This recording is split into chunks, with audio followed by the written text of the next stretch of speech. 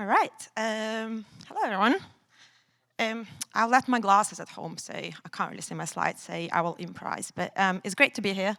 As you can see, I'm not based here in Seoul, and I just got here yesterday, and I'm a little bit jet lagged. But forgive me, but let's give it a go. All right. I'll start with an intro. My name is Olia. I lead developer relations at Rootstock Labs. You can find me on all things social at Olia Dukova. Fairly simple. What I'd like to talk about today is developer relations, developer experience. I would like to share a little bit about my personal experience in my career over the last decade, and specifically point out some of the challenges we are facing in crypto DevRel specifically. All right. Let's jump straight into it.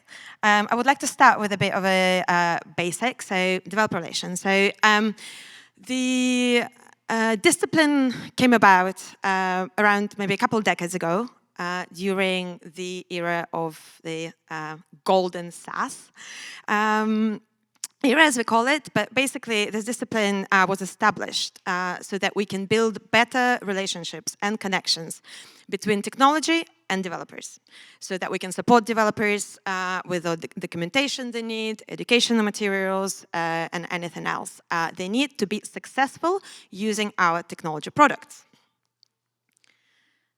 But what if I tell you also that DevX is actually all about feelings? Why is it so? Developer experience. The definition of experience is something that happens to you that affects how you feel. So going back to developer experience, we are working to make sure that the developers that we work with feel happy, feel accomplished, feel excited, etc. So this is actually the essence of DevRel, to make developers happy. Some of the other emotions, they're not always as great. Sometimes they're negative. But this is something I always recommend people to focus on when you build your developer relations strategy. So normally I would say, imagine all the different touch points that developers come across when they use your product. So it could be documentation, your educational materials. It could be hackathons that you run. And then map out all the emotions that you think those developers experience when they come across those touch points. Then I would invite you to map the emotions you would like them to experience. So as opposed to confused, for example, you want them to feel reassured. And then you build your strategy on how to get from A to B, how to bring them from confused to reassured. Simple as that. Now, a little bit back in history, I'm not sure if any of you recognize this, but I started working in developer relations 12 years ago now. So kind of, again, in that golden era of SaaS. And this is the billboard from them with Twilio, who were piloting developer relations back then. And this is a very famous quote. Developers, developers, developers. And I'm sure you've seen this before and used to introduce a GIF. But this is why I'm bringing this to you, is to draw a parallel between developer relations back then and developer relations right now in crypto. This is a tweet that popped out a couple of weeks ago, actually, from 2017 from a DevRel con. Which made me feel very old, but that is not the reason it's here. Actually, the tweet that's important here is the one on the right, and this is my dear friend Phil Legater, who's been working in developer relations for a very long time. He's kind of one of the first people, but it's a slide from his talk from back 2017 about a framework we used to use to build developer relation strategies. It's called ARP. I don't know if anybody's familiar with this, but I will quickly run you through it. So the way it works, you work through developer acquisition funnel. You start with awareness, so that's basically all the activities to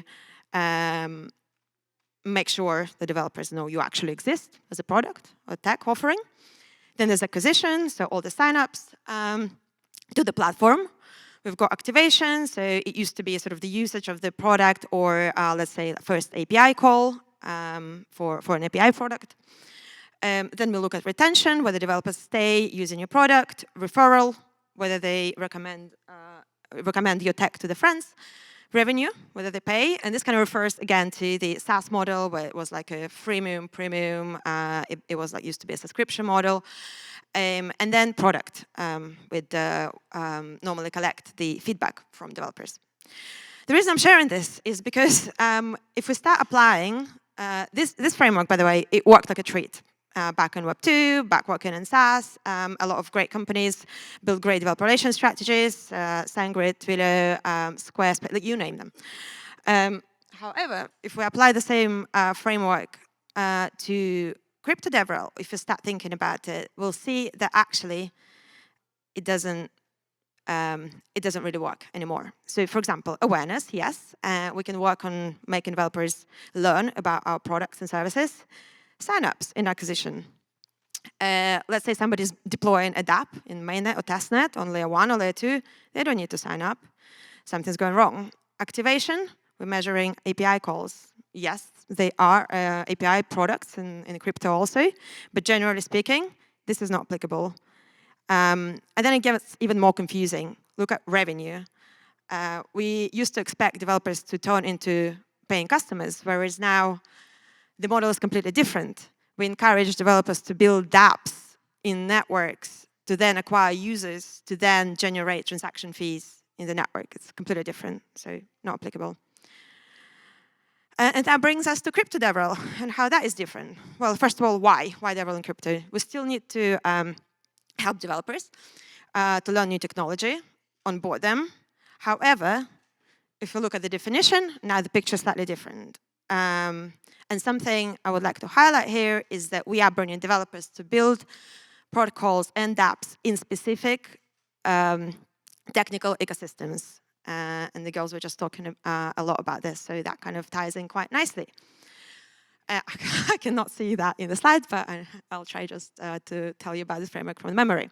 So from going to ARP that I've just presented to you, we're now moving to a different framework, which is designed specifically for developer relations in crypto.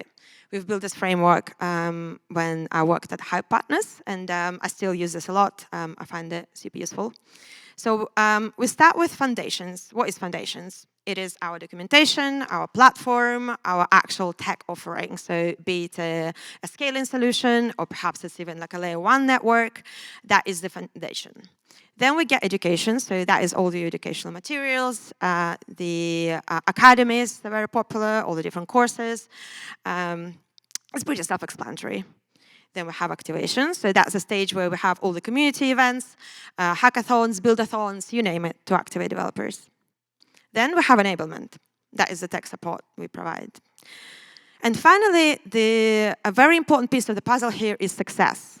And when I say success, I do not refer to developers being successful into using the technology.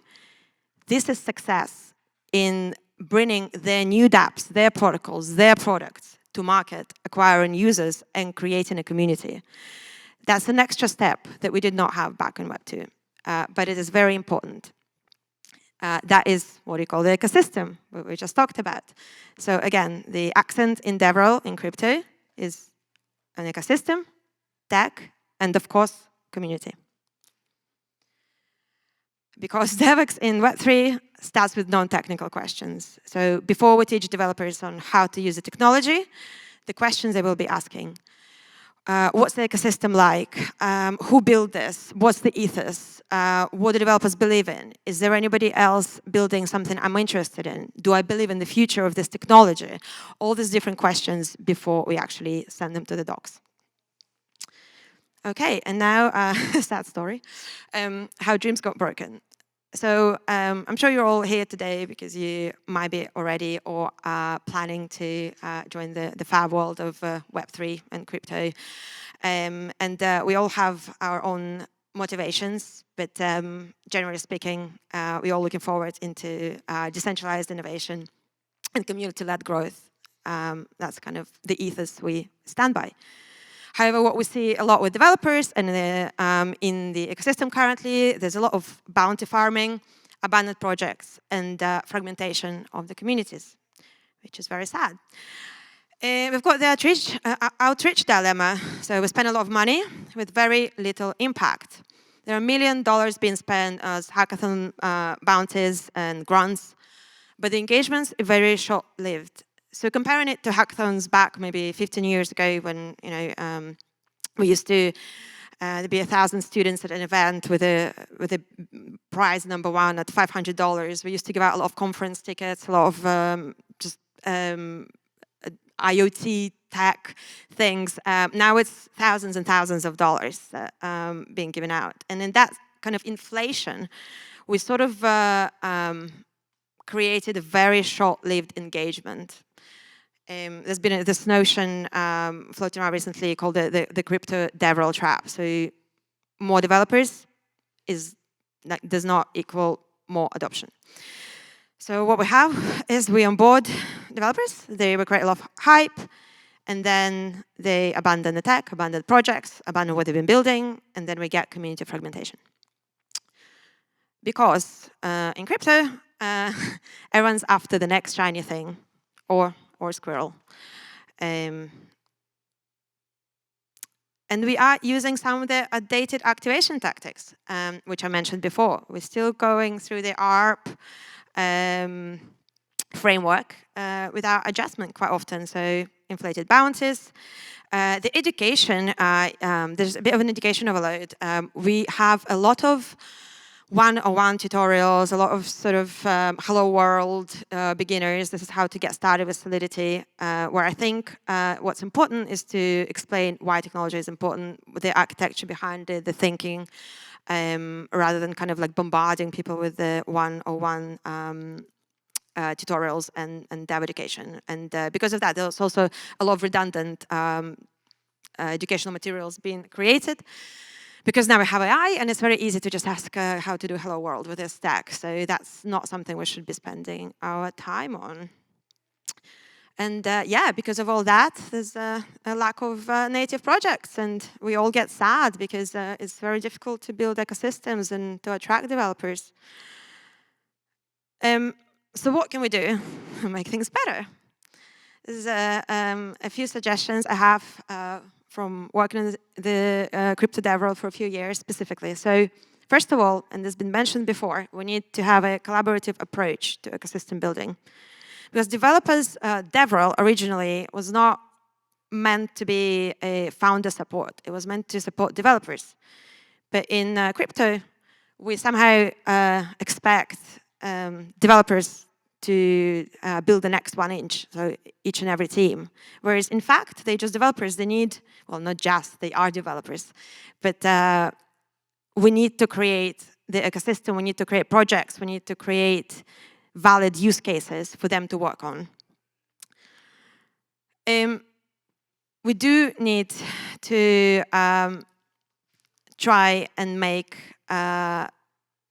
the impact that we create sustainable and work with developers on a more longer term. So we need to refine incentives into longer term.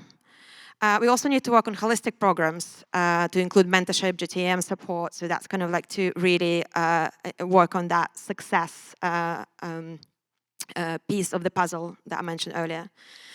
User-first storytelling, so focus on why.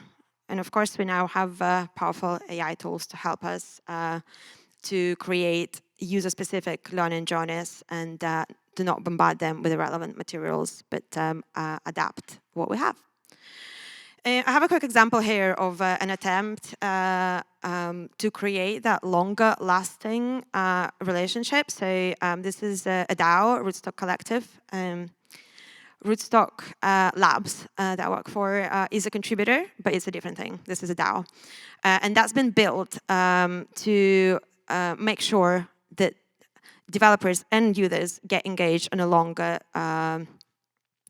term scale. So the way it works, as a user, you can stake some tokens, and then you can support specific projects, specific builders with developers. And then kind of in a circular fashion, you get rewarded for supporting them, developers get supported for building those projects, and they all get voted. There's obviously DAO governance through that. I'm not going to dwell on it in this talk, but I do encourage you to check it out and to join. All right, so how will we break the cycle that we're in? Valid use cases. We start with why it matters rather than how it works, as we discussed previously. So do not just jump into like, this is how the docs work or how the platform works. We'll let user traction to drive a dev engagement and establish cross-team collaboration. And finally, I'll encourage you, you don't have to work and have a DevRel title to join our mission to build the ecosystem and create sustainable support for developers. But a few things here to remember is be ready to build bridges in the communities, but also bridges for interoperability, very important. You'll need empathy, clarity, and curiosity, and this is the ethos that we carry actually in DevRel for many, many years. And the same with stay technical, but stay human. And yes, DevRel in crypto is super messy, and it is really quite frustrating, but it is an exciting space to be, and it's truly fab, and I invite you all to join. And finally, I'll give you a little summary, a very short list. I promise this is the last bullet point list. So onboarding does not equal adoption.